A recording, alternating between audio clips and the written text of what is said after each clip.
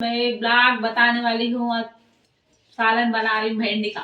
गया गाइस, बहुत गर्म हो चुका है।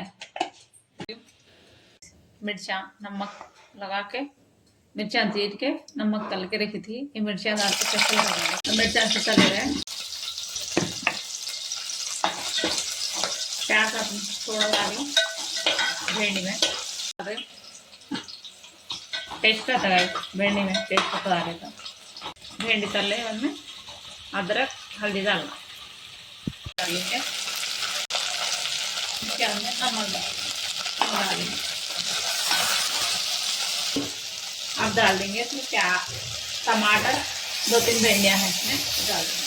मिर्ची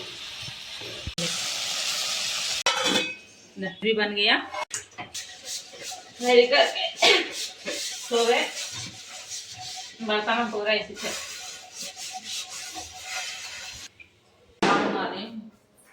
झाड़ू मार के कपड़े भी भिगाने का है, कपड़े धोने के हैं।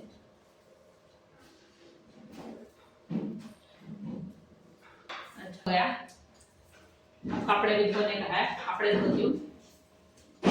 नेक्स्ट वीडियो में मिलेंगे। अल्लाह हाफिज।